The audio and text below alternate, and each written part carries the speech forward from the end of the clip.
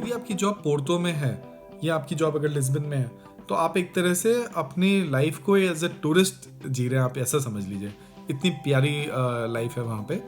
तो पोर्तो के आसपास में आपके पास में घूमने की बहुत सारी अपॉर्चुनिटीज़ हैं। पोर्तो में 2 तरीके के मंथली पास आप बनवा सकते हैं। पूरा पोर्तो डिस्ट्रिक्ट जो है वो 10 जोन्स में डिवाइडेड है। यदि आपका काम सिर्फ 3 जोन्स में पड़ता है उनमें से, यानी आपका सोर्स, आपका डेस्टिनेशन और जिस रास्ते से आप निकल रहे हैं, ये तीनों मिलाकर के अगर उन 3 जोन के अंदर आते हैं, तो आप एक 30 यूरो पर मंथ का रिचार्ज करवा लीजिए। उसमें वो सारे के सारे जोन्स, उन 3 जोन में आपको जितनी बस, मेट्रो, ट्रेन, जितनी जर्नीज करनी है वो सारी कवर्ड होती है। आपको कुछ भी एक्स्ट्रा नहीं देना। यदि आप किसी और एक्स्ट्रा जोन में वहाँ से जा रहे हैं तो आपको एक एक्स्ट्रा टिकट लगेगा।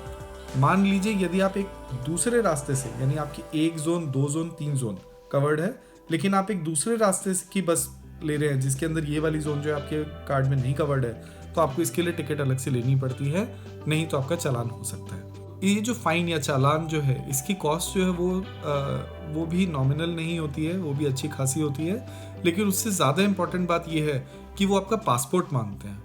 पासपोर्ट की आप फ़ोटो प्रोवाइड करेंगे, आप अपना पासपोर्ट देंगे, वो पासपोर्ट नंबर आपका नोट होता है और वो यूरोपियन जो सेंट्रल डेटाबेस है उसके अंदर ये चीज़ें नोट होती हैं कि इस पासपोर्ट नंबर के अगेंस्ट में, इस बंदे के अगेंस्ट में ये वाला एक फ़ाइन हमने लिया, यानी उसने ये काम गलत किया था, उसके अगेंस्ट से क्राइम है, छोटा मोटा सिविल क्राइम है।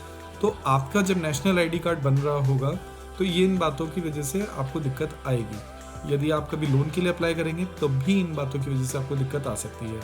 तो मेरी सलाह ये रहेगी कि ऐसी छोटी मोटी चीज़ों के अंदर ना पड़ करके आप अलग से टिकट खरीदें, या फिर आप 40 यूरो का रिचार्ज करवाएं। 40 यूरो के रिचार्ज में पर मंथ में आप जितनी भी 10 जोन्स हैं पूरे पोर्तो के अंदर, उसके अंदर आप अनलिमिटेड ट्रैवल कर सकते हैं। और ये जो इसकी जो खास बात है वो ये है कि आप वीकेंड पे पोर्तो के अलावा जो दूसरी छोटी सी सिटी है, जैसे एस्पिनियो है, या फिर आपका दूसरी तरफ विला द कॉन्द और पॉव द वर्जेम है, बहुत ही खूबसूरत जगह हैं दोनों। आप उन दोनों जगहों पे भी आराम से जा सकते हैं अपने 40 के रिचार्ज के थ्रू। एक बहुत ही काम की बात है कि जो आपका मंथली कार्ड होता है उसको आपको हर बार एक स्वाइपिंग मशीन होती है वहाँ पे येलो कलर की, उस पर आपको जा करके दिखाना होता है और वो वहाँ पे एक बत्ती जल जाती है। आपको हर बार अपनी जर्नी स्टार्ट करते वक्त या फिर ट्रेन बदलते वक्त, बस में चढ़ते वक्त आपको वो स्वाइप ज़रूर करना पड़ता है, तभी वो आपकी जर्नी जो है वो वैलिडेट होती है। इस बात से कोई लेना देना नहीं है कि आपके पास में 40 यूरो का कार्ड है, वो वैलिड है वगैरह, इससे कोई लेना देना नहीं है। आपको वो स्वाइप हमेशा करना पड़ता है जब भी आप एक जर्नी कर रहे हो।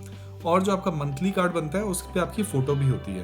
तो आपके लिए ये भी इंपॉर्टेंट है कि आप किसी और का कार्ड नहीं लेकर के ट्रैवल कर रहे हो। इन सारी चीज़ों पे वही जो सेम फाइन की प्रॉब्लम है, वो आप पे फाइन लगेगा और वो आपकी यूरोपियन सेंट्रल डेटाबेस में रजिस्टर हो जाएगा। वो चीज़ बाद में कभी आपके लिए प्रॉब्लम क्रिएट कर सकती है। तो आई होप आपको इस वीडियो के थ्रू थोड़ा सा आइडिया लगा होगा कि किस तरह का आपको मंथली रिचार्ज कराना चाहिए ट्रांसपोर्टेशन के लिए। अगर आपको इस वीडियो के अंदर कुछ और भी सुझाव हो या फिर आपको कोई और चीज़ पूछनी हो तो आप प्लीज़ कमेंट बॉक्स को यूज़ कीजिए, और प्लीज़ वो लाइक का जो बटन है, थम्स अप का जो बटन है, उस पर ज़रूर क्लिक कीजिएगा। Thank you so much, have a nice day, bye.